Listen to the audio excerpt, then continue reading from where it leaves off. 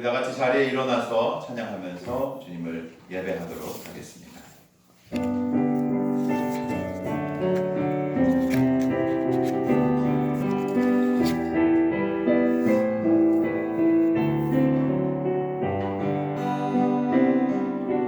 나는 하나님을 예배하는 예배자입니다. 내가 서 있는 곳 어디서나 하나님을 예배합니다. 내 영혼 거룩한 은혜를 향하여 내 마음 완전한 하나님 향하여 이곳에서 바로 이 시간 하나님을 예배하는 나는 하나님을 예배하는 예배자입니다. 내가 서 있는 곳 어디서나 하나님을 예배합니다. 내 영혼 거룩한 은혜를 향하여 내 마음 완전한 하나님 향하여 이곳에서 바로 이 시간 하나님을 예배한 내 영혼 거룩한 은혜를 향하여 내 마음 완전한 하나님 향하여 이곳에서 바로 이 시간 하나님을 예배합니다.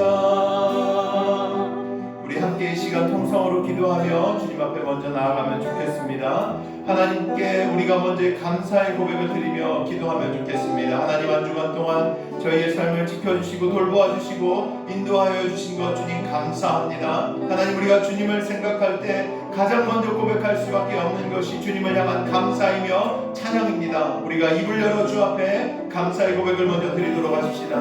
또한 계속하여서 우리 삶을 돌아보며 기도하면 좋겠습니다. 하나님, 우리 삶 가운데 부족하였던 모습들, 하나님 말씀에 순종하지 아니하였던 것들, 주님을 찾지 아니하고 세상의 세속과 어울려 살았던 부족한 우리의 모습들이 있었습니다. 하나님, 우리를 정결케 하여 주시고 다시 한번 씻어 주시사 주의 거룩한 품으로 달려나가는 귀한 시간 될 수 있도록 주께서 인도하여 달라고 사유함을 붙들고 기도하면 좋겠습니다. 마지막으로 예배 가운데 성령 하나님 충만하게 인자하여 주셔서 우리를 다스리고 통치하여 주시며 하나님의 살아계심을 경험케 하여 달라고 성령 하나님의 인재를 구하면서 함께 통성으로 기도하며 나아가도록 하겠습니다. 하늘이 하나님 감사합니다. 하나님, 우리가 주 앞에 나와 예배할 수 있는 것이 얼마나 감사하고 얼마나 귀한 일인 줄 다시 한번 기억하며 주 앞에 찬양을 올려드립니다. 하나님, 우리 삶을 지켜주시고 인도하여 주신 것에 대하여 주님 감사합니다. 하나님, 변함없는 손길로 우리를 붙잡아 주셨고 눈동자와 같이 우리를 지켜주셨으며 하나님의 그 신실하심으로 우리 삶을 붙들어 주시며 주님 감사드립니다.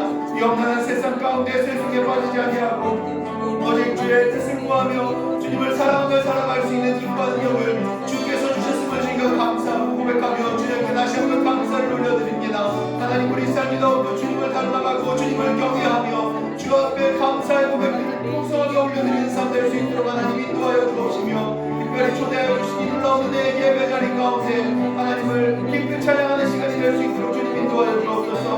혹여나 우리 삶과 우리 마음 가운데 하나님을 향한 마음 회개하였던 기억들, 하나님, 우리가 주 앞에 회개해야 될 영혼들이 있다면 이 시간 주께서 덮어주시고 주의 거룩한 보혈로 우리를 치유하여 주시사 주님 참된 예배, 살아있는 예배 주 앞에 드릴 수 있도록 주님 인도하여 주옵소서. 주께서 십자가를 지셨을 때에 우리의 모든 죄의 문제를 해결하시기 위하셔서 피 흘리시고 고난당하셨음을 저희가 기억합니다. 하나님, 주의 거룩한 보혈을 의지하여 주 앞에 나아갑니다. 하나님, 덮어주시고 정결케 하여 주시며 새롭게 하여 주옵소서. 특별히 성령 하나님 이 자리 가운데 충만하게 인도하여 주옵소서. 우리의 힘과 능력이 예배할 수 없음을 다시 한번 고백합니다. 성령께서 인도하시고 임재하시지만이 하나님 살아있는 예배, 참된 예배, 신령과 진정의 예배를 주 앞에 드릴 수 있음을 다시 한번 고백하오니 성령 하나님 이 시간 이 자리 가운데 충만하게 인도하여 주옵소서. 두세 사람이나 이름으로 모인 곳은 나도 그들과 함께하겠다 약속하신 그 놀라운 성령의 임재가 풍성하게 있게 하여 주시사 하나님 우리가 주님을 만나고 주의 뜻을 우리 마음판 가운데 새기며 하나님께서 말씀하시는 것을 듣는 놀라운 은혜의 시간 될 수 있도록 아버지 역사하여 주옵소서. 하나님 예배를 온전히 주님 손에 맡겨드립니다. 예배 가운데 역사하실 것들을 기대합니다. 예배를 통해서 온전히 찬양받으실 것들을 주님 기대합니다. 주님 예배를 온전히 사용하여 주옵소서. 예배 가운데 역사하여 주옵소서. 하나님께서 구하시는 제사는 상한 심령이라. 하나님이여 상하고 통회하는 마음을 주께서 멸시하지 아니하시리이다. 아멘. 다같이 사도신경으로 우리의 신앙을 고백하도록 하겠습니다. 나는 전능하신 아버지 하나님 천지의 창조주를 믿습니다. 나는 그의 유일하신 아들 우리 주 예수 그리스도를 믿습니다. 그는 성령으로 잉태되어 동정녀 마리아에게서 나시고 본디오 빌라도에게 고난을 받아 십자가에 못 박혀 죽으시고 장사된 지 사흘 만에 죽은 자 가운데서 다시 살아나셨으며 하늘에 오르시어 전능하신 아버지 하나님 우편에 앉아 계시다가 거기로부터 살아있는 자와 죽은 자를 심판하러 오십니다. 나는 성령을 믿으며 거룩한 공교회와 성도의 교제와 죄를 용서받는 것과 몸의 부활과 영생을 믿습니다. 아멘. 다같이 자리에 앉으셔서 찬송가 382장 함께 찬양하겠습니다.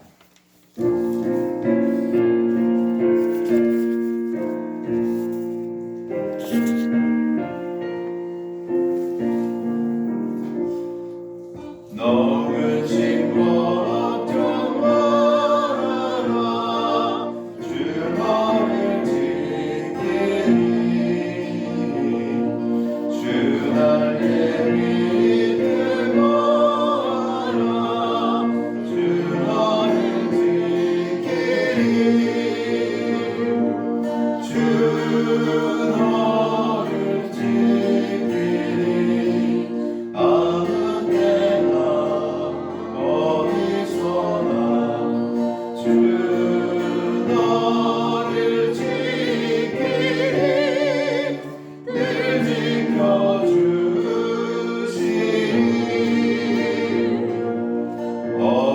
어려워나 힘든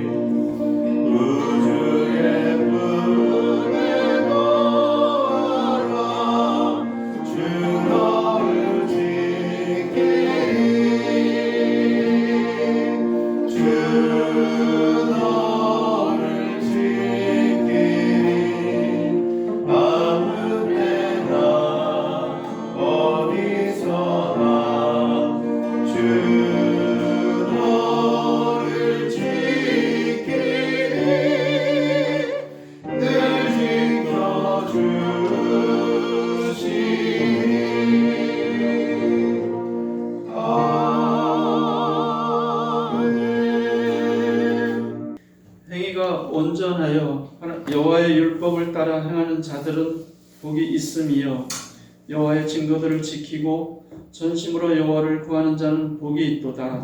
아멘. 저희들을 이 악한 세대에서 구원하여 주셔서 하나님의 자녀로 부르신 것을 감사합니다. 그 부르심의 소망 안에서 그 아들 예수 그리스도의 형상을 닮아가는 민들레 교회가 되게 하여 주십시오. 아멘. 이 땅에 헛되고 무익한 것들을 구하지 않게 하시고 참되신 주 하나님만을 구하는 저희들이 되게 하여 주옵소서. 아멘. 또 주님 지난 한 주간의 삶들을 돌아보며 우리들의 허물과 죄악들을 회개하오니 용서하여 주옵소서.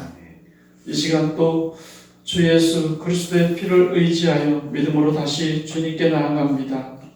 이 시간을 지켜주시고 보호해 주셔서 온전한 마음으로 드리는 예배가 될 수 있도록 도와주옵소서. 아멘. 또 주님 이 나라 이 땅을 인하여 기도합니다.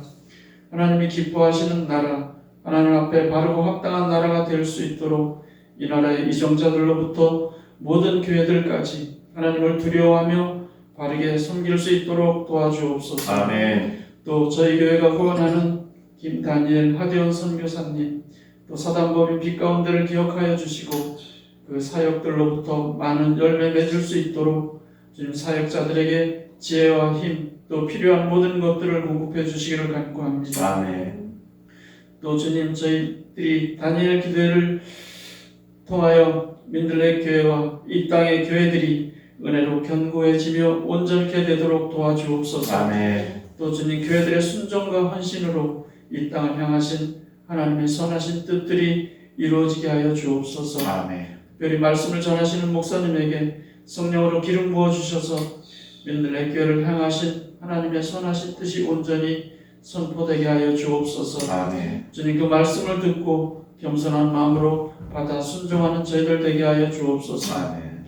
주님이 예배의 시종을 주님께 맡기오며 예수님의 이름으로 기도합니다. 아멘. 네, 이 시간은 한 주간 동안 말씀 암송하셨던 것 함께 암송해 보는 시간입니다. 네, 지난주 우리 암송했던 말씀 어디 말씀이었죠? 마가복음 10장 45절 말씀. 오늘 주보를 보니까 힌트가 있네요. 밑에 희미하게 지난주 말씀이 나와 있는데 고집사님의 센스인가 싶습니다. 네, 우리 혹여나 말씀 못 외우신 분들은 우리 말씀 보시면서 우리 암송하신 분들은 눈을 감고 우리 마가복음 10장 45절 인자가 온 것은 이렇게 시작하죠. 함께 암송해 보겠습니다. 인자가 온 것은 섬김을 받으려 함이 아니라 도리어 섬기려 하고 자기 목숨을 많은 사람의 대속물로 주려 함이니라. 마가복음 10장 45절 말씀. 아멘. 공교롭게도 오늘 여러분과 함께 나눌 말씀 본문도 이 마가복음 말씀이 포함되어 있거든요. 우리가 말씀을 나날이 더욱더 가까이 하고 사랑하고 사모하는 삶 살기를 축복합니다. 네, 그래서 이번 주에 암송할 말씀 또한 암송 성구에 넣어 놓았습니다. 어디 말씀이죠? 고린도후서 4장 5절 말씀. 이거 그냥 실어드리는 거 아닙니다.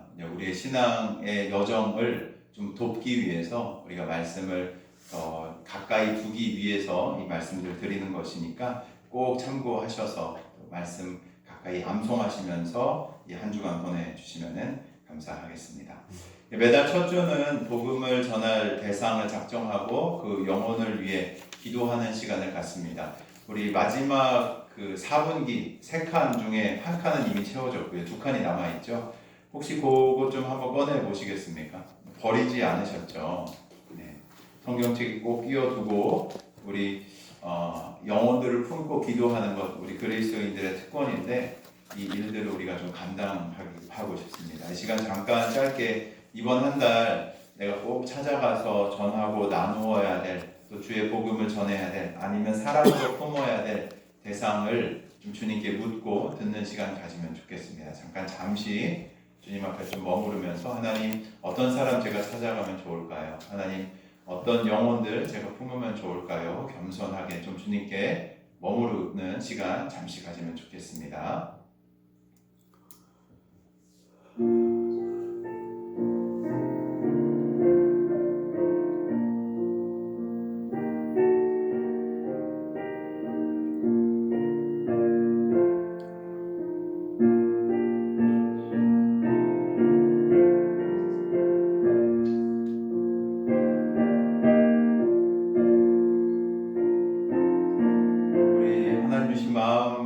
기록하면 좋겠습니다. 생각나게 하신 분들이 계시면은 그 빈칸에 좀 작성해 주시고 또 우리가 같이 공동 기도문을 가지고 그 영혼을 품고 이 시간 기도하면 좋겠습니다. 작성 다 하셨으면은 함께 공동 기도문을 가지고 소리를 내어 기도하도록 하겠습니다. 사랑의 하나님, 저를 구원하여 하나님의 자녀 삼아주신 것을 감사드립니다. 주님이 사랑하시는 장영일 씨의 영혼 구원을 위해 기도합니다. 제가 한 달 동안 이 영혼을 품고 기도할 때에 성령께서 그 마음을 감동시켜 주셔서 예수님을 구주로 영접하게 해 주옵소서. 이 영혼이 주님의 자녀가 될 것을 믿으며 예수님의 이름으로 기도드립니다. 아멘. 네, 성경책에 꼭 끼워두시고 볼 때마다 이 영혼을 품고 기도해 주시면 감사하겠습니다. 우리 앞뒤 자고 있는 분들과 좀 인사할까요? 반갑습니다. 반갑습니다. 함께 예배함이 기쁨입니다. 함께 기도하십시다. 깨어 주님을 닮아가십시다. 주님을 더욱 사랑하십시다. 주님 우리 가운데 함께 하십니다.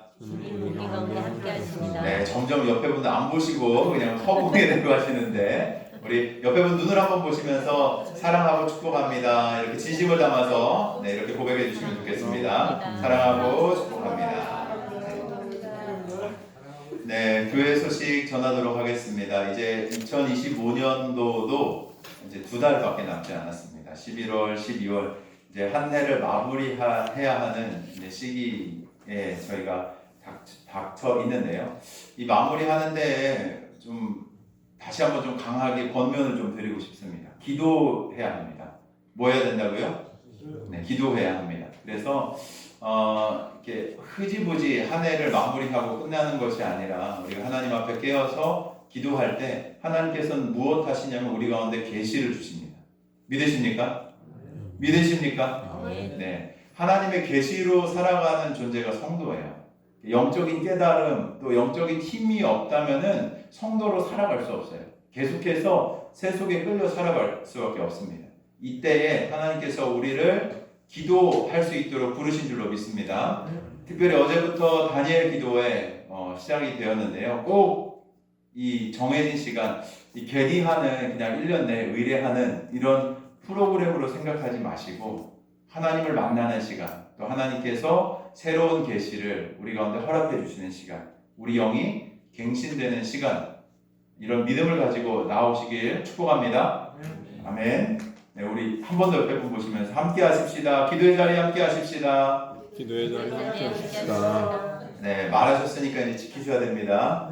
아멘이시죠? 네, 좋습니다. 네, 이 21일 동안 새 일의 뜻을 정하여서 우리가 기도할 때 하나님께서 우리 가운데 새 일들을 행하실 줄로 믿습니다. 우리 주보 오른편에 보시면은 11월 달 우리가 공동체로서 기도 함께 해야 할 제목들을 좀 기재해 놓았는데요. 어떻게 기록되어 있습니까? 11월 공동체와 사명의 회복. 그래서 밑에 소제목 한번 읽어볼까요? 시작. 한일 기도와 함께 하나님의 뜻을 따라 다시 세워지는 교회. 첫 번째 기도 제목 함께 읽겠습니다. 시작. 교회 공동체의 하나됨과 사명 회복. 주님, 우리 교회를 하나 되게 하시고 사람의 뜻이 아닌 주님의 뜻 위에 세워주소서. 둘, 예배와 말씀의 갱신, 형식이 아닌 임재로 드러나는 예배, 듣는 말씀이 아니라 살아내는 말씀이 되게 하소서. 셋째, 지역사회와 이웃을 향한 사랑의 신청. 우리의 손과 발을 주님이 쓰시는 도구로 사용하셔서 이웃이 교회를 통해 하나님의 사랑을 느끼게 하소서. 아멘.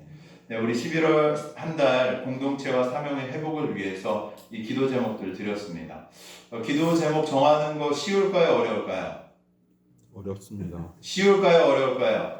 어렵습니다. 네, 쉽지 않습니다. 저도 기도하면서 하나님 어떤 기도의 제목을 가지고 함께 한 사람이 기도하는 게 아니잖아요. 한 몸인 공동체가 이렇게 기도하면 좋겠습니까? 라고 묻고 듣는 시간들을 갖습니다. 이 기도의 제목도 그냥 허투루 넘기지 마시고 우리 말씀을 암송하면서 맞아 우리가 이런 기도의 제목을 가지고 함께 이번 달 기도하고 있지 하면서 생각날 때마다 우리 같이 좀 기도해 주시면 좋겠고요. 권해드리기로는 우리 생명의 삶 묵상하실 때 저는 요 주보를 한 주간 동안 책갈피로 활용하셔도 참 좋겠다 싶습니다. 그냥 다른 거 넣어두지 마시고 우리 주보로 책갈피를 활용하셔서 이 기도의 제목 또 우리가 암송해야 될 말씀들 꼭 하루에 한 번씩 암송하고 또 기도하신다면 주님께서 주시는 커다란 은혜가 우리 가운데 있게 될 줄로 믿습니다. 또 하나 참고하셔야 할 것은 수요 저녁 예배는 무엇으로 대치됩니까? 다니엘 기도회로 대치가 됩니다. 그래서 시간 착오하지 않으시고 또 꼭 참고하셔서 이 시간들 꼭 잘 보내주시면 좋겠습니다. 다른 기도의 제목도 광고는 주보를 참조하시기 바랍니다. 우리 말씀 함께 봉독하도록 하겠습니다. 오늘 함께 봉독하실 말씀은 마가복음 10장 32절에서 45절까지의 말씀입니다. 저와 여러분이 한 절씩 교독하시고 마지막 45절은 합독하도록 하겠습니다. 예루살렘으로 올라가는 길에 예수께서 그들 앞에 서서 가시는데 그들이 놀라고 따르는 자들은 두려워하더라. 이에 다시 12 제자를 데리고 자기가 당할 일을 말씀하여 이르시되 보라 우리가 예루살렘에 올라가노니 인자가 대제사장들과 서기관들에게 넘겨지매 그들이 죽이기로 결의하고 이방인들에게 넘겨주겠고 그들은 능욕하며 침뱉으며 책찍질하고 죽일 것이나 그는 3일 만에 살아나리라 하시니라. 세베대의 아들 야고보와 요한이 주께 나와 여짜오되 선생님이여 무엇이든지 우리가 구하는 바를 우리에게 하여 주시기를 원하옵나이다. 이르시되 너희에게 무엇을 하여 주기를 원하느냐? 여짜오되 주의 영광 중에서 우리를 하나는 주의 우편에 하나는 좌편에 앉게 하여 주옵소서. 예수께서 이르시되 너희는 너희가 구하는 것을 알지 못하는도다. 내가 마시는 잔을 너희가 마실 수 있으며 내가 받는 세례를 너희가 받을 수 있느냐? 그들이 말하되 할 수 있나이다. 예수께서 이르시되 너희는 내가 마시는 잔을 마시며 내가 받는 세례를 받으려니와 내 좌우편에 앉는 것은 내가 줄 것이 아니라 누구를 위하여 준비되었든지 그들이 얻을 것이니라.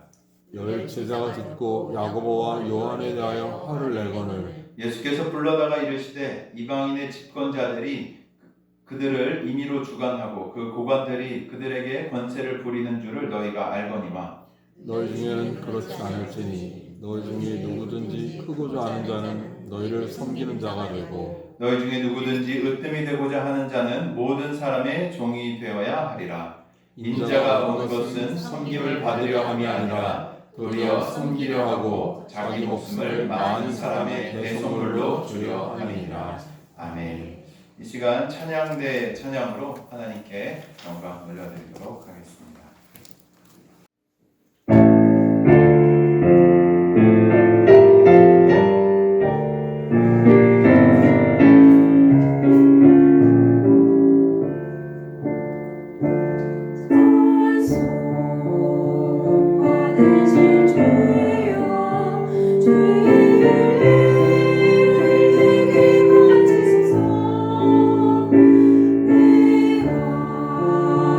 주의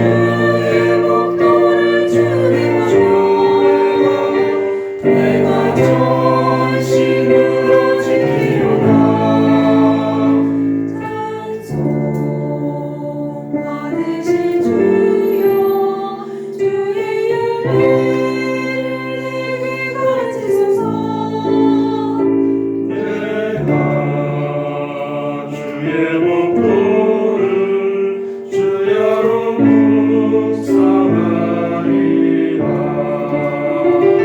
주의 윤례를 내게 가르치소서. 나로 깨닫게 하소서. 내가 주의 법도를 준행하여 내가 전심으로 지키리라. 찬송 받으실 주여, 주의 윤례를 내게 가르치소서. 내가 주의 법도를 주야로 묵상하리라. 주의 윤례를 내게 가르치소서.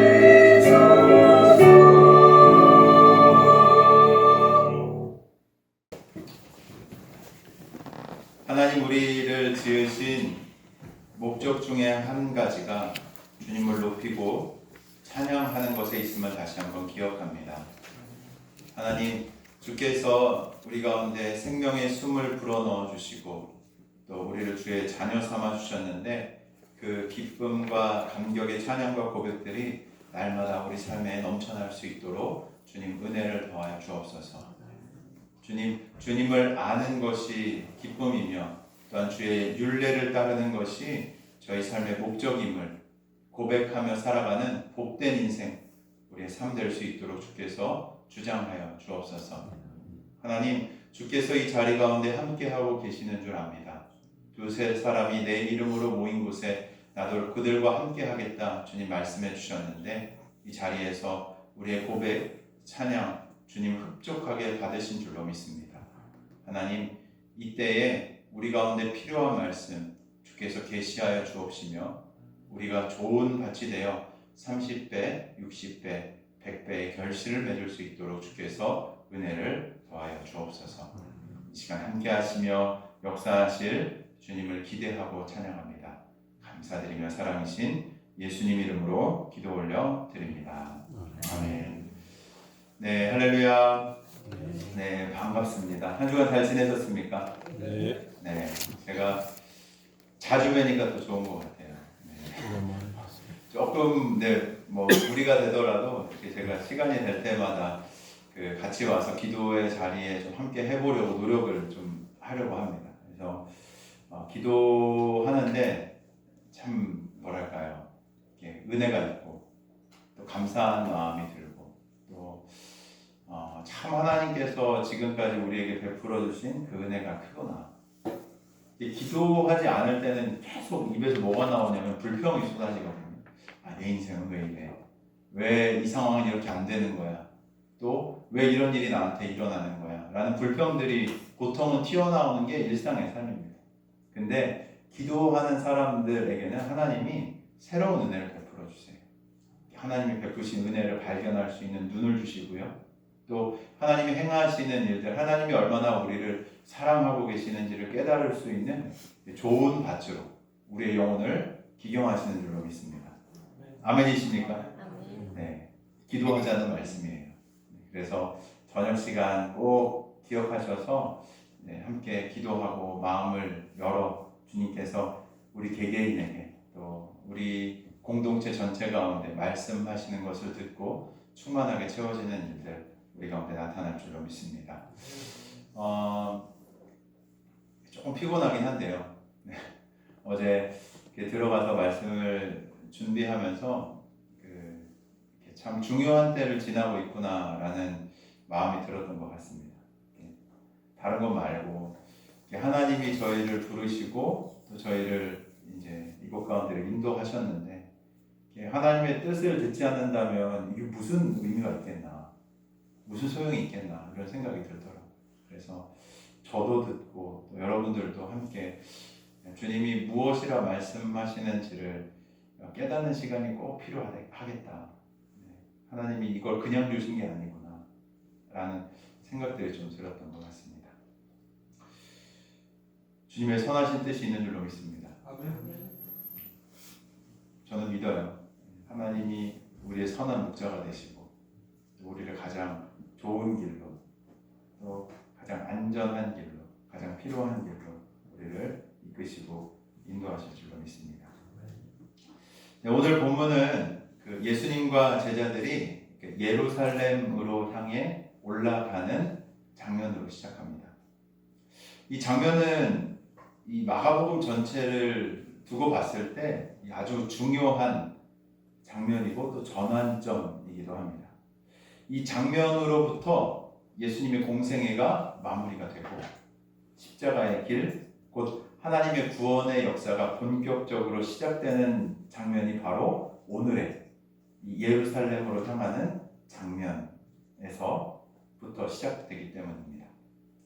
근데 이 중요한 시점이라고 할 수 있는 이때에 이 제자들의 반응을 보면 그들의 반응이 조금 묘한 것을 살펴볼 수 있습니다. 32절 다시 한번 좀 읽어볼까요? 시작. 예루살렘으로 올라가는 길에 예수께서 그들 앞에 서서 가시는데 그들이 놀라고 따르는 자들은 두려워하더라. 여기까지. 제자들이 어떻게 한다고요? 어떻게 해요? 놀라고 두려워. 따르는 자들은 뭐요? 두려워하더라. 짧은 한 문장이라서 이게 놓치기가 쉬운데 이걸 분명히 보셔야 돼요. 따르는 제자들이 어떻게 하냐면 놀라고 두려워하고 있는 상황인 것이죠. 그들이 왜 놀라고 두려워했을까요? 아마도 생각해보면 예수님께서 지금 어디로 가시죠? 예루살렘으로 가시는 것 때문에 예루살렘 방향으로 걸음을 옮기셨기에 이 제자들이 놀라고 두려워했던 듯합니다. 예수님께서 예루살렘에 들어가면 무언가 심각한 일이 일어날 것을 그들은 직감을 했던 거죠. 이제까지의 내용을 한번 좀 다시 기억해 볼까요? 이 종교 지도자들이 예수님과 예수님의 제자들을 찾아와서 어떻게 하죠? 율법을 지키지 않았다 하면서 시비를 겁니다. 손 마른 자를 안식일에 고쳤다고 트집을 잡습니다. 공격하죠. 그리고 어떻게 합니까? 심지어 예수님을 죽이고자 모의하는 장면들을 우리가 이 마가복음 앞부분에서 살펴보았던 것을 기억하실 겁니다. 이 상황, 이때 유대 종교 지도자들이 가진 예수님에 대한 적개감은 극에 달한 상황인 거예요. 그러니까 얘 뭐 하나 트집만 잡혀봐라. 그러면 가만두지 않겠다. 어떻게 해서 이 쌀을 잘라버려야지 라고 생각하는 그 적개감이 충만하게 넘쳤던 시기인 거죠. 근데 예수님께서는 또 어떻게 얘기하십니까? 이미 계속해서 자신이 고난을 당하고 죽을 것이라고 말씀을 하셨습니까? 안 하셨습니까? 이미 하셨어요. 그 얘기를 했던 상황을 우리가 종합해서 좀 기억해 보자고요. 이때 제자들의 마음속이 어땠을까요? 예수님이 죽는다는 얘기를 들었을 때 제자들이 어떤 생각을 했겠습니까? 우리 스승이 고난을 당하고 죽는다는 게 무슨 뜻이야? 말 그대로 받아들여도 이거 되는 거야? 지금 방향은 예루살렘으로 가고 있는데 왜 굳이 이 위험한 종교 지도자들이 모여있는 그 세상의 권력이 충만한 그곳으로 예수님이 가시는 것이지? 정말 예수님이 말씀하신 것처럼 그가 잡히면은 어떻게 되는 걸까? 라는 생각과 질문들이 머릿속에 맴돌지 않았겠습니까? 궁금하면 어떻게 하죠? 어떻게 해요? 그냥 꾹 참습니까? 충청도 사람들은 꾹 참는 것 같은데 궁금하면 어떻게 해야 돼요? 물어야 돼요. 얘기하고 뭔가 무슨 뜻인지 뭐 때문에 그런지 물어보는 게 맞죠. 근데 아마 제자들은 선뜻 그런 질문을 예수님께 던지지 못했던 것 같아요. 그냥 주저하고 고민하면서 그 속에 그런 질문들이 올라오는 것을 계속 곱씹으면서 두려워하면서 걸어갔던 모양입니다. 그래서 그들의 걸음이 어땠어요? 차마 떨어지지 않는 무거운 걸음을 걸으면서 두려워했던 거죠. 그런 그들의 분위기가 그들이 놀라고 따르는 자들은 두려워하더라 라는 요 문장에 표현되고 있는 겁니다. 하지만 예수님의 걸음은 어떻습니까? 그들과 달랐어요. 본문은 분명하게 이렇게 기록해요.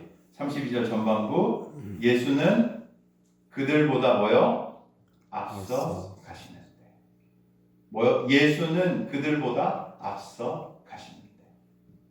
이 두려워하고 주저하는 제자들과 따르는 자들의 발걸음과는 달리 예수님께서는 어떻게 해요? 그들을 앞서 선뜻 자신의 걸음을 내딛고 계시다라고 말씀이 얘기하고 있는 것이죠.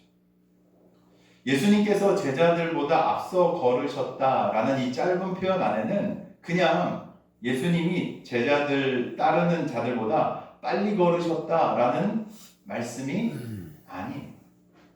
예수님께서 앞서 가시는 그 걸음, 그것은 단순한 걸음 이상의 내용이 담겨 있는 걸음이었습니다. 완전한 하나님이시지만 또 온전한 인간으로 오신 분이 누구십니까? 바로 우리 구주 예수 그리스도이신 줄로 믿습니다.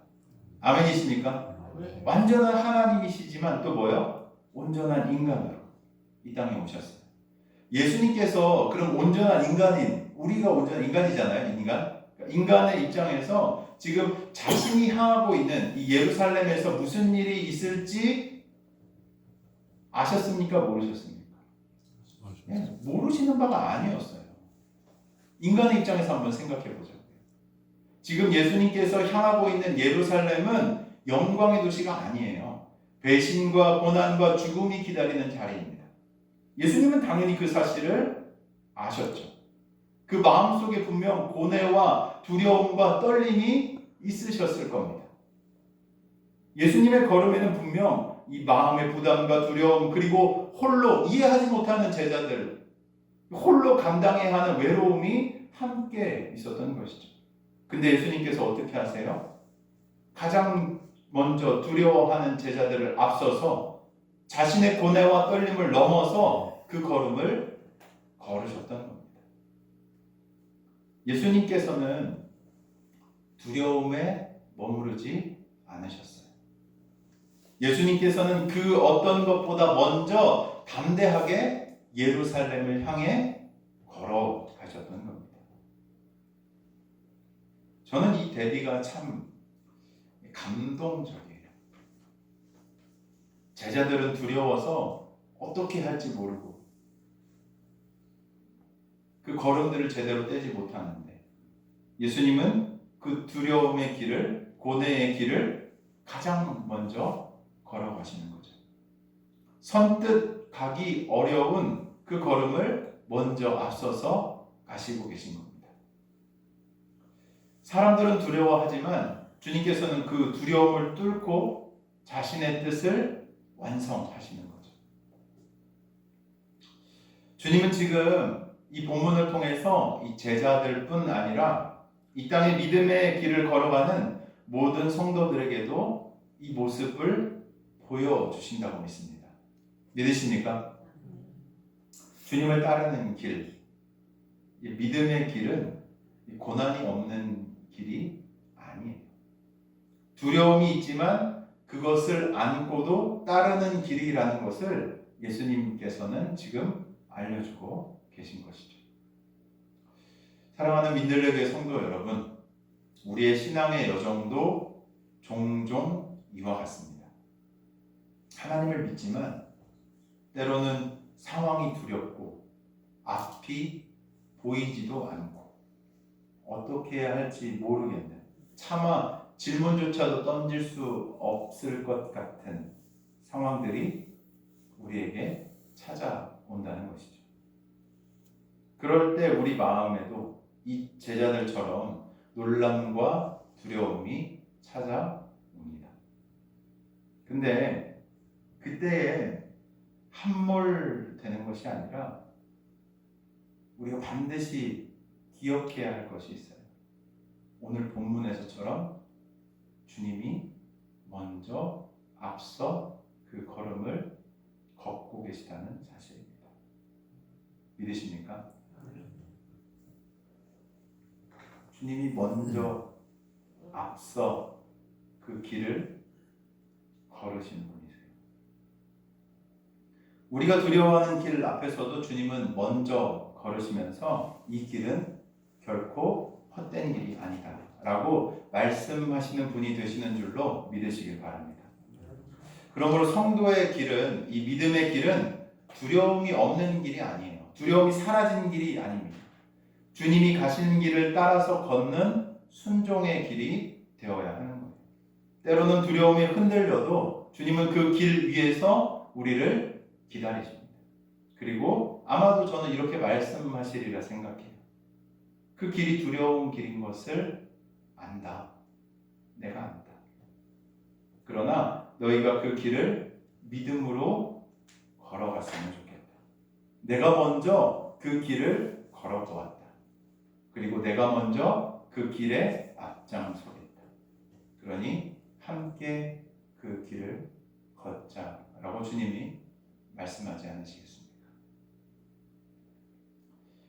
사랑하는 민들레 교회 성도 여러분, 우리가 걸어가야 할 신앙의 길이 때로는 이해되지 않고 때로는 두려움이 찾아온다 할지라도 그 믿음의 길 앞에는 언제나 주님이 서 계시다는 사실을 기억하시기 바랍니다. 우리의 믿음이 완벽해서 주님을 따르는 것이 아니라 연약하지만 주님이 앞서 계시기에 걸음을 내디는 것이 바로 성도의 여정인 거예요. 우리가 완벽해서 따르는 것이 아닙니다. 주님이 먼저 가신 그 길을 두렵지만 주님이 저기 계시기에 그 길을 쫓아 따라가는 삶이 뭐예요? 성도의 삶이라고요. 주님이 우리에게 완전함을 요구하시지 않아요. 우리가 연약한 존재인 것을 주님이 아십니다. 다만 우리가 그 두려운 상황에서도 우리의 시선을 놓치지 않고 먼저 걸어가고 계신 그 주님을 바라보고 그분을 따라가기 시작할 때 우리가 이 믿음의 여정을 완수해낼 수 있는 것이죠. 여러분 개개인의 상황이 어떤지 잘 모릅니다. 하지만 이 진리는 이 신앙의 여정, 믿음의 여정을 걸어가는 모든 이들에게 적용될 수 있는 말씀이라고 분명히 말씀드리고 싶어요.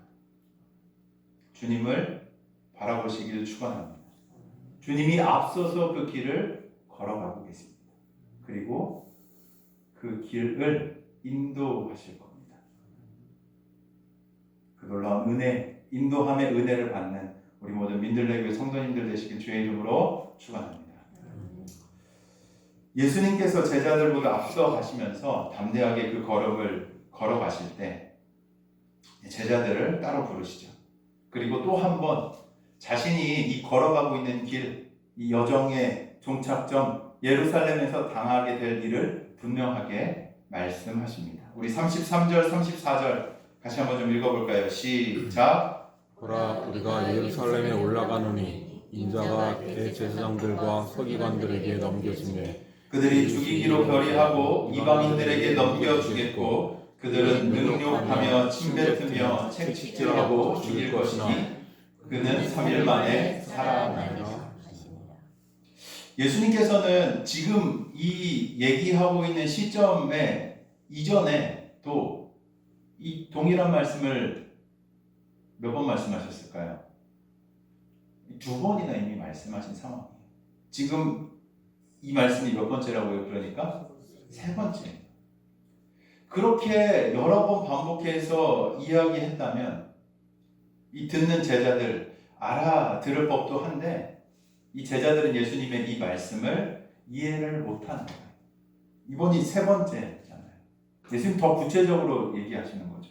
대제사장들과 서기관들, 이방인들, 능욕과 채찍질, 그리고 죽음과 부활까지 다시 더 구체적인 언어로 제자들에게 말씀하십니다. 그런데 이 말씀하신 바로 뒤에 누가 등장합니까? 누가 등장해요? 야고보와 요한이 등장합니다. 그들이 예수님께 나와서 이렇게 말하는 거예요. 주여, 주의 영광 중에 하나는 주의 오른편에, 하나는 주의 왼편에 앉게 하여 주소서. 이 말을 그냥 이 생각 없이 읽다 보면 마치 이 고백이 그 예수님을 높이고자 하는 어떤 신앙적 고백처럼 들릴 수도 있어요. 그냥 생각 없이 읽다 보면. 근데 실상 이 말이 어떤 건지를 좀 봐야 돼요. 이 그들의 마음속에 예수님이 말씀하신 이 영광의 의미를 전혀 이해하지 못한 오해로 지금 이 고백을 예수님께 드리고 있는 거예요. 아마 이 야고보와 요한의 마음속을 좀 추정해 보면 이렇게 생각이 좀 흘러가지 않았을까 좀 살펴봤습니다. 이 지금 예루살렘으로 올라가시는 건 드디어 이 메시아의 때가 임했다는 뜻이 아닐까? 다윗의 왕위가 회복되고 이 우리의 스승이신 예수님이 참 왕으로 드러나실 때가 오고 있다. 그럼 우리도 그때에 한 자리 해야 되는 거 아니에요? 갈릴리에서부터 모든 것을 내려놓고 따라온 세월이 있는데 수많은 기적과 권능을 눈앞에 본 그런 기대들이 그들 가운데 있었는데 그냥 넘어갈 수 없는 거 아니야? 라는 생각을 하면서 예수님께 이런 질문을 드리고 있는 거죠. 우리의 스승 예수님께서 이제 드디어 준비가 되셨나 보다. 예루살렘을 향해 가고 있으니까. 그러니 이제 내가 그 우편에, 그 좌편에 올라 앉아야겠다 하는 생각이 지금 입 밖으로 흘러나온 거죠.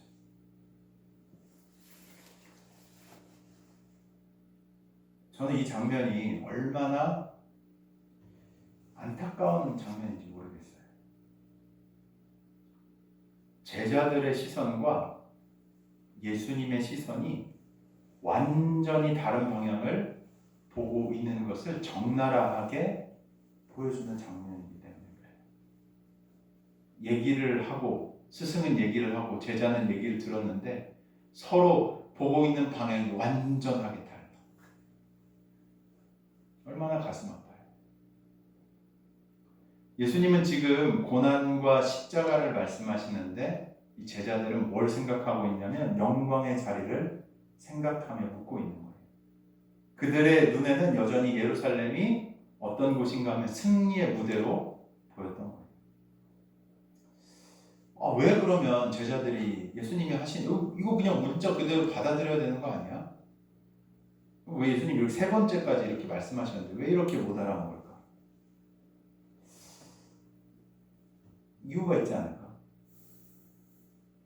여전히 아마 자신들이 이 품고 있었던 기대가 예수님의 이 말씀이 무슨 의미와 뜻인지를 가리웠던 것 같아요. 제자들이 예수님을 대하는 것을 보면 그러니까 예수님을 어느 정도 메시아로 받아들인 것 같아요. 그 메시아의 의미를 자신들이 생각하는 의미로 받아들인 거죠. 세상적인 관점으로 이해한 거예요. 이제 이 로마의 압제에서 메시아라고 하면 그때 그 스테레오타입으로 그렇게 이해할 수밖에 없는 거예요. 그들이 그런 생각에서 벗어나지 못했다는 거죠. 이제 이 로마의 압제를 무너뜨리고 다윗의 왕국을 재건해서 왕의 보좌에 앉으실 이 놀라운 기적과 능력을 지금까지 베푸셨는데 당연히 그러면 이제 그 자리에 앉으시는 게 맞지. 이건 예수님이 지금 얘기하시는 건 어떤 은유적인 얘기일 거야. 이게 맞지. 라는 생각이 앞섰던 것이죠. 그러니까 예수님이 말씀하신 고난과 죽음은 그들이 생각했던 이 머릿속에 있던 믿었던 그것과 너무나도 달랐던 거예요. 여전히 이제 곧 예수님께서 로마의 압제에서 해방하고 새로운 나라를 세우실 것이라는 소망만을 그들이 붙들고 있었던 거죠. 예수님의 예고가 그래서 들리지 않았던 것이 아닐까. 하나님, 예수님 말씀하신 그 말씀보다 자신들이 꿈꾸던 메시아의 그림을 더 믿었던 거예요. 뭐요? 예수님이 하시는 말보다 뭘 더 믿은 거예요? 자신들이 꿈꿨던 메시아의 그림을 더 믿은 거예요.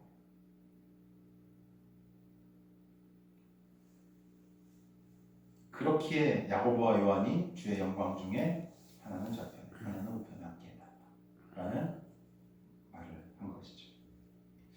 이어지는 말씀을 보면 예수님은 그들을 책망하지 않으십니다.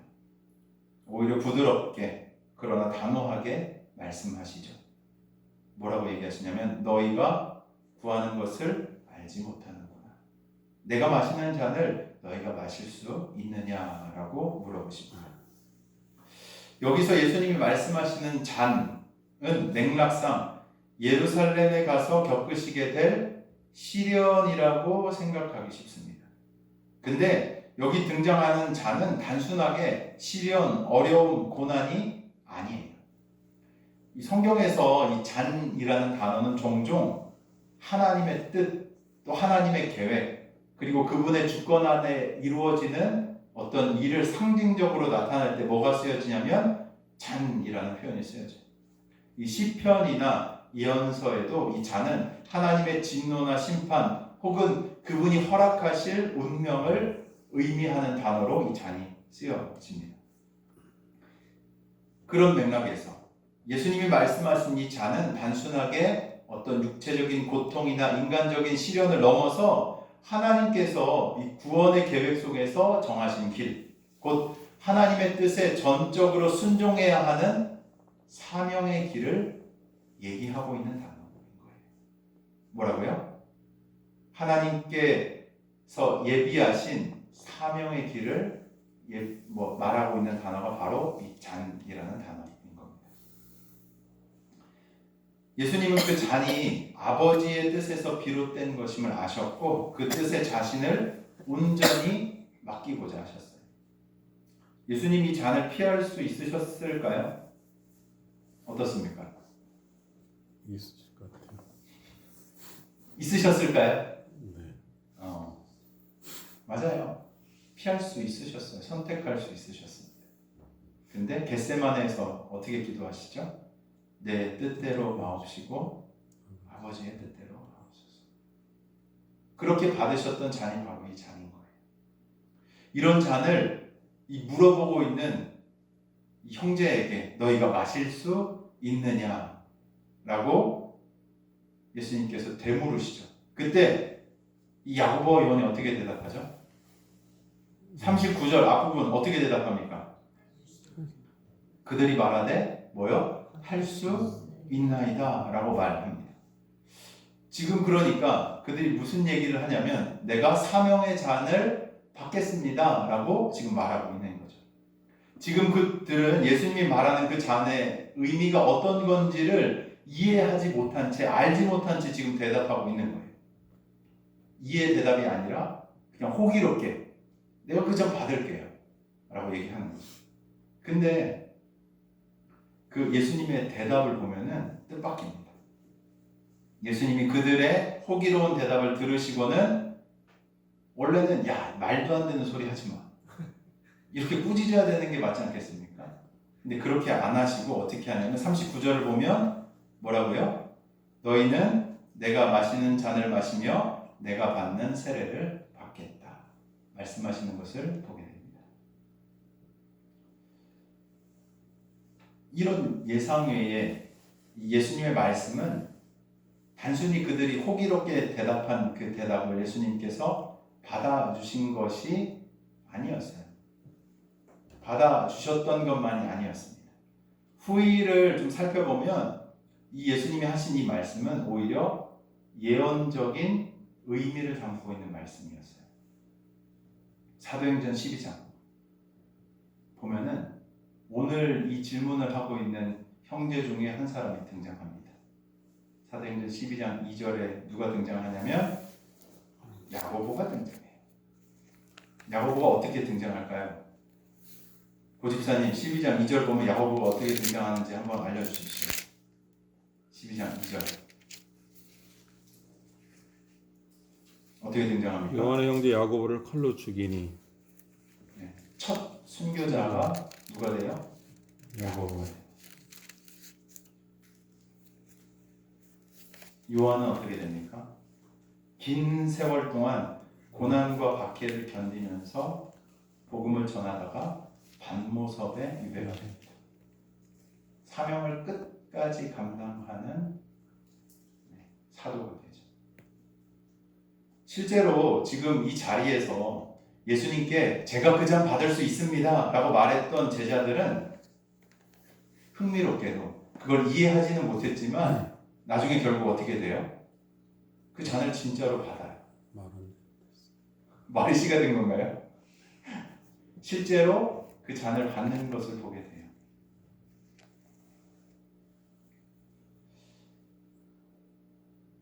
하나님이 우리를 아름답게 쓰실 줄로 믿습니다. 믿으십니까? 여러분들도 동일한 고백을 드리신 거예요. 정말 저는 믿어요. 어떤 모양이든지 간에 하나님 우리를 가장 잘 아세요. 가장 잘 아시고 우리의 쓰임새, 우리의 모양에 맞게 하나님 우리를 인도해 가시는 분이십니다. 아멘이십니까? 네. 성도의 길이에요. 잘 몰라요. 우리 앞에 무슨 일이 일어날지. 근데 그럼에도 믿음의 고백을 드리면서 갔던 곳을 주님은 기억하시고 가장 영광스러운 자리로 우리를 인도해 가시는 분이 되시는 것이죠. 뭐 보면은 그쵸? 지금 이 본문의 상황에서 이 제자들 야고보와 요한은 이해하지도 못하면서 스스로 감당할 수 없는 고백을 예수님께 합니다. 아니 그런 것인 줄도 모르고 자신들이 곧 앉게 될 세상의 영광의 자리에서 나는 그 잔을 마시겠다라는 고백을 했던 것이죠. 예수님은 고난과 죽음을 말씀하시는데 그들은 여전히 자기 자리를 확보하려는 말을 이 순간에 하고 있었던 겁니다. 자신들의 기대와 욕망이 드러난 표현이었던 거죠. 근데 재밌는 게요. 이 야고보와 요한이 자신의 욕망을 드러내는 얘기를 탁 하니까 그 뒤에 어떤 반응이 좀 나오는지 아십니까? 어떤 일들이 일어나는지 아세요? 다른 제자들이 뭐예요? 성질을 막 내는 거예요. 성질을. 화를 막 내는 거예요. 왜 그랬을까? 야, 너 어떻게 스승한테 이렇게 무례한 얘기를 먼저 요청할 수 있어? 하면서 정의로운 마음에 다른 제자들이 막 이렇게 얘기를 했겠습니까? 화를 내면서? 아니에요. 동일한 마음이 있었는데 그게 다 건드려지니까 튀어나온 거예요. 아이, 내가 먼저 얘기했어야 돼. 내가 먼저. 나도 쟤네들 못지않게 모든 거 버리고 다른 제자인데. 아이, 쟤네가 먼저 선수 쳐버려. 하는 그 마음이 딱 건드려지면서 이 모였던 제자들이 화를 내는 거예요. 똑같은 마음이 있었어요, 제자들. 우리도 그 자리에 앉고 싶다. 그 영광스러운 세상의 권자 좌우편에 우리도 앉고 싶다라는 욕망이 동일하게 그 말하지 않은 제자들 속에도 있었다는 거예요. 야고보, 요한은 먼저 말했을 뿐이고 그들도 같은 생각을 품고 있었다는 것이죠. 예수님을 따르는 제자들의 공동체 안에도 여전히 누가 더 크냐, 누가 더 인정받느냐, 누가 더 높은 자리에 앉느냐 라는 것이 득실거리고 있었다는 거예요.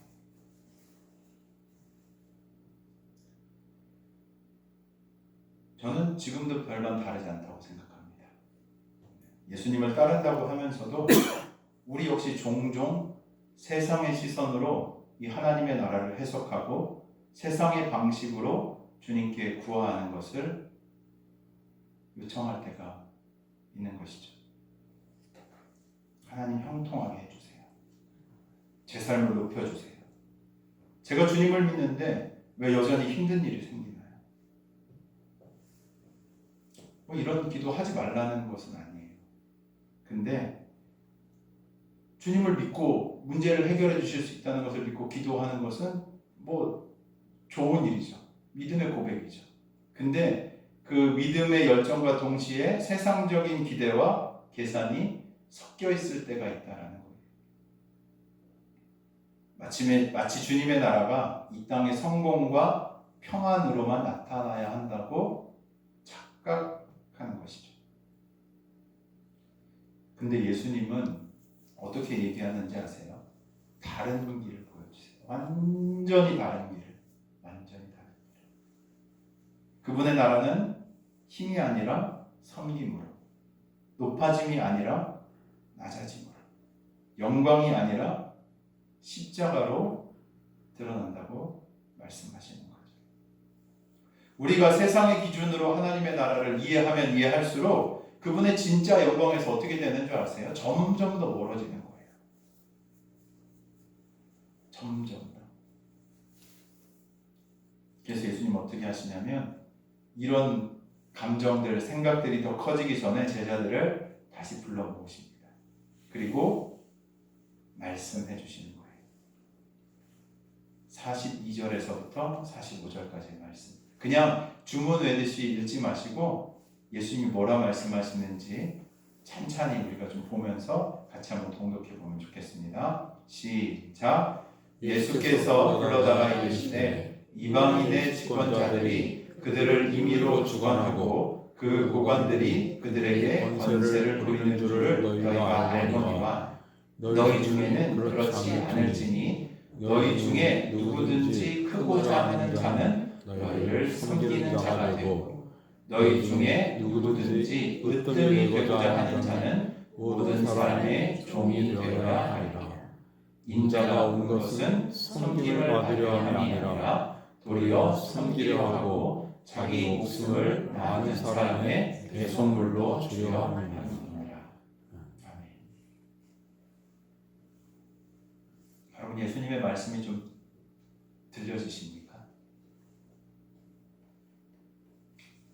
예수님께서는 세상의 질서와 하나님 나라의 질서를 뚜렷하게 구분해 주세요. 구분해서 가르쳐 주십니다. 이방인의 집권자들, 그러니까 세상의 원리는 높이 있는 사람들이 막 사람들을 부리고 사람들을 사용하고 그들이 권세를 부리지만 너희 중에는 뭐요? 그렇지 않을지. 너희는 그렇게 살면 뭐요? 안 돼. 너희는 그렇게 생각해서는 뭐요? 안 돼. 라고 예수님이 지금 말씀하시는 거예요. 세상은 예나 지금이나 권세와 지위, 영향력을 중심으로 돌아갑니다. 높은 자리에 오르는 것이 성공이고 많은 사람을 다스리는 것이 능력이라고 말해요. 근데 예수님께서는 다시 말씀하시는 거예요. 너희 중에는 뭐요? 그렇지 않을지. 니네가 그렇게 생각해서는 안 돼. 그건 하나님 나라의 원리가 뭐예요? 아니라는 거예요. 아니라고. 그게 아니야, 제자들아. 라고 예수님께서 말씀하시는 겁니다. 하나님 나라의 질서는 세상의 질서와 다르다고 말씀하시는 거죠. 크고자 하는 자는 어떻게 해요? 섬기는 자가 되고 으뜸이 되고자 하는 자는 뭐예요? 모든 사람의 종이 되어야 한다고 말씀하십니다. 이건 단순하게 겸손을 강조하는 그런 교훈이 아니에요. 예수님이 실제로 이렇게 사셨어요. 예수님이 자신의 삶으로 그것을 구현해내신 겁니다. 사셨어요. 인자가 온 것은 섬김을 받으려 함이 아니라 섬기려 하고 자기 목숨을 많은 사람의 대속물로 주려 함이라. 예수님의 생애 전체가 이 말씀의 증거인 겁니다. 예수님 권세가 있어요, 없어요? 예수님 권세가 있으십니까, 없으십니까? 있으세요. 하나님이세요. 온 만물을 창조하신 권세 있는 분이시죠. 근데 그 권세를 사용하여서 사람들을 억누르지 않으신 거예요. 오히려 가장 낮은 자리로 내려가 어떻게 합니까? 제자들의 발을 씻기시고 자신의 목숨을 내어주심으로 하나님의 사랑을 완성하시는 거죠. 그분의 영광은 왕좌에서 드러난 것이 아니라 어디에서 드러난 영광인가 하면 십자가에서 드러난 영광입니다. 그분의 높아지심은 자신을 낮추신 결과였고 그분의 승리는 세상을 사랑으로 이기신 결과인 것이죠. 사랑하는 민들레교회 성도 여러분, 예수님께서 걸으신 그 길은 세상의 길과는 전혀 다른 길이었어요. 세상은 높아지기를 원하지만 주님은 낮아지심으로 영광을 드러내셨습니다.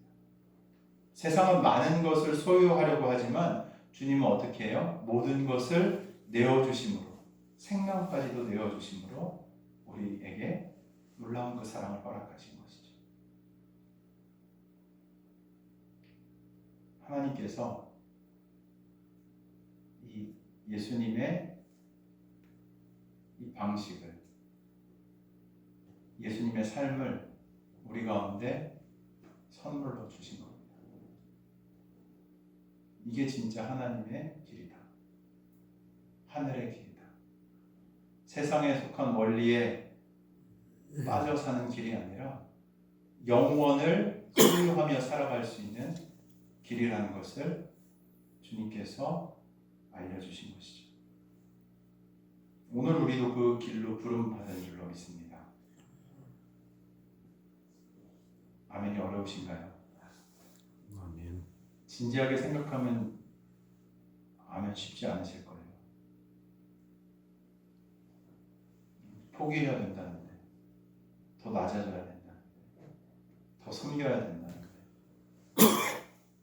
원래 우리 본성과는 다른 길이잖아요. 근데 주님은 그 길을 요청하시는 겁니다. 그게 진짜 살 길이죠. 그게 진짜 하늘나라를 누릴 수 있는 길이라고 말씀하시는 거죠. 주님은 우리를 화려한 자리로 부르신 것이 아니라 섬김의 자리로 부르셨습니다. 누군가를 품는 자리, 누군가의 짐을 함께 지는 자리, 그리고 아무것도 보이지 않는 곳에서 조용히 사랑을 실천하는 그런 자리로 주님이 우리를 부르신 것이죠. 그것이 바로 예수님께서 보여주신 진짜 제자의 길이에요. 그 길 위에서 하나님은 여전히 교회를 세우고 계신 줄로 믿습니다.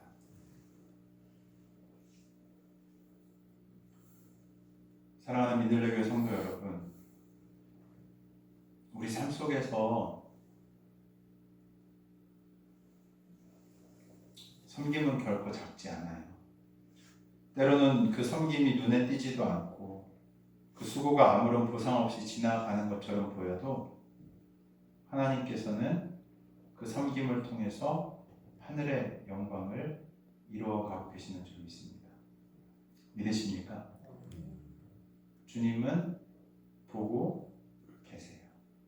어떤 마음으로 그가 어떻게 섬기고 있는지를 보고 계십니다. 오늘 본문을 보면 두려워하는 제자들이 있었지만 주님은 어떻게 하시죠? 앞서 걸으십니다. 지금도 그 여정에 우리를 동일하게 초대하시고 인도하고 계시는 줄 믿습니다. 오늘 이 예배를 드리는 우리 모두가 주님의 그 발자취를 따라가는 참된 제자, 섬김으로 영광을 드러내는 하나님 나라의 사람들이 되시길 주의 이름으로 축원합니다. 아멘. 잠깐 기도할까요? 혹시 우리 마음 가운데 하나님이 주시는 메시지, 음성들이 있다면 우리가 좀 그것에 반응하면서 기도하면 좋겠습니다. 우리는 이렇게 말씀을 듣지 않으면 자연스럽게 우리의 본성을 쫓아 살아가게 되어 있거든요. 그리고 세상의 메시지를 쫓아 살아가게 되어 있는 것이 우리들이에요. 그래서 연약한 겁니다. 그래서 매일마다 주의 은총이 필요하고 매일마다 주의 그 선하신 음성이 필요한 양과 같은 존재예요. 혹시 오늘 이 말씀을 통해서 하나님이 우리 개개인에게 깨닫게 하신 부분들이 있다면 하나님, 제가 주님의 이 선한 음성에 반응하며 살기를 결정하겠습니다. 하나님, 하나님의 그 선한 뜻이 내 삶 가운데 이루어지는 것을 보기 원합니다 라는 고백을 들으시기를 축복합니다. 이 시간 우리가 좀 주님 앞에 각자의 고백으로 좀 반응하면서 하나님, 제 삶을 인도하여 주신 것 감사하고 또 깨닫게 하여 주신 것들 가운데 하나님, 제가 순종하며 따라가겠습니다 라는 우리 고백들로 우리가 시간 잠시 기도하는 시간 가지면 좋겠습니다. 사랑이신 아버지 하나님 감사합니다. 오늘 이 하루의 삶 가운데도 주님 우리에게 계시하여 주시는 분이 되어 주심에 감사드립니다. 하나님 우리의 본성을 넘어 하나님의 나라를 추구하며 살아가는 하나님의 자녀로서 주님 우리를 이 땅 가운데 불러주셨는데 하나님 우리가 이 땅에 살아가며 하나님의 아름다운 뜻 이루어내는 놀라운 주의 백성으로 살아갈 수 있도록 주께서 인도하여 주옵소서. 특별히 우리 가운데 새 힘을 더하여 주셔서 하나님의 권능으로 우리 삶을 붙잡아 주시고 거룩한 능력과 성령의 충만함을 힘으로써 하나님 이 땅에 하나님의 나라를 세워가며 부족함 없도록 주님 저희를 붙들어 주옵소서. 세속에 지지 아니하게 하여 주시고 하나님의 음성에 더욱더 세밀하게 귀 기울이는 자들이 되게 하여 주시며 주님께 생각하시는 것들을 보며 우리 영적인 눈과 귀가 뜨여진 자로서 이 땅 가운데 분별하는 자로서 살아갈 수 있도록 하나님 인도하여 주옵소서. 하나님 우리가 더욱더 겸손하게 주의 나라의 도를 온전히 배워 나가기를 소망합니다. 하나님 세속에 물들지 아니하게 하여 주옵소서. 세상의 방식으로 살아가지 아니하게 하여 주옵소서. 하나님 우리 중심 안에 하나님의 율례와 법을 온전히 세워 주시사 하나님 그 진리의 도를 따라 살아가는 복된 주의 백성으로 온전히 살아갈 수 있도록 아버지 인도하여 주옵소서.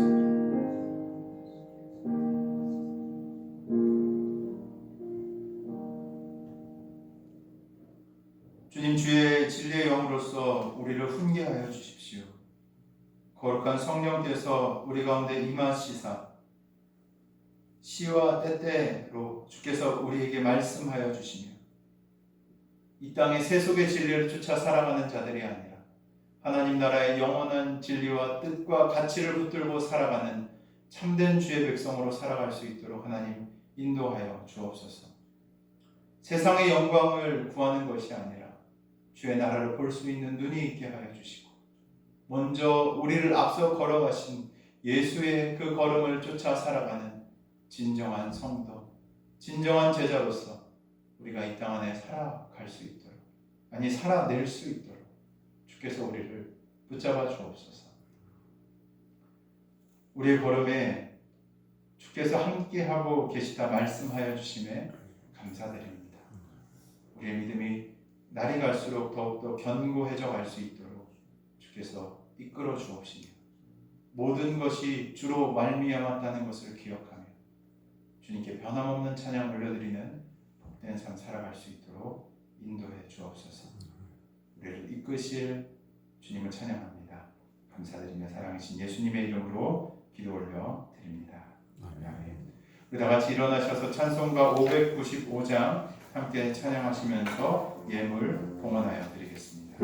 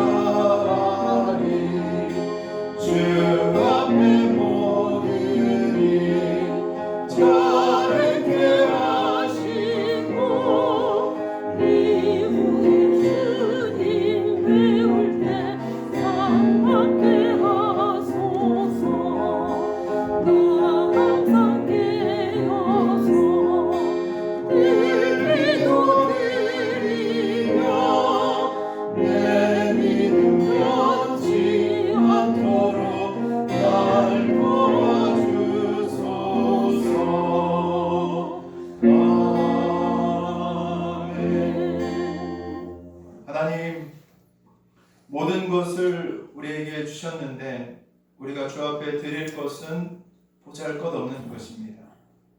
그러나 주님, 우리의 마음을 담아 이 예물 주 앞에 겸손하게 올려드리오니 하나님 예물 주께서 온전히 받아 주옵시며 그것보다 앞서 우리의 삶의 고백을 주께서 흠양하여 주옵소서.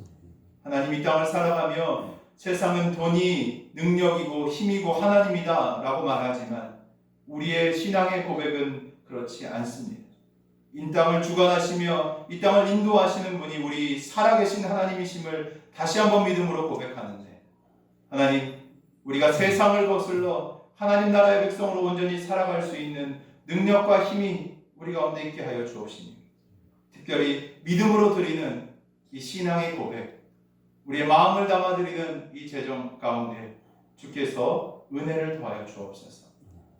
세상을 이기는 능력과 힘이 우리 가운데 부여되게 하여 주시며, 더욱더 많은 이들을 섬길 수 있는 하나님 나라의 원칙이 우리 삶 가운데 구현될 수 있도록 하나님 복을 더하여 주옵소서.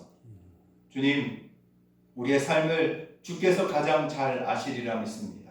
우리 성도들 주 앞에 간구하고 있는 기도의 제목들 있습니다. 주님, 그 하나하나의 제목들 가운데 주님 응답하여 주시는 놀라운 역사 있게 하여 주시사 하나님의 살아계심을 더욱더 굳건하게 붙잡는 믿음 있게 하여 주시고, 하나님께서 내 삶을 책임지신다 고백하는 간증들이 넘쳐나는 우리 민들레 교회 될 수 있도록 주께서 인도하여 주옵소서. 하나님, 우리가 더욱더 많은 이들 섬기는 복된 교회 되게 하여 주시고, 겸손함으로 사랑으로 세상을 품는 아름다운 천국이 될 수 있도록 하나님 우리 교회를 주께서 인도하여 주옵소서. 사람의 뜻이 아니라 주님의 뜻에 세워진 아름다운 교회로 주께서 인도해 가실 줄로 믿습니다.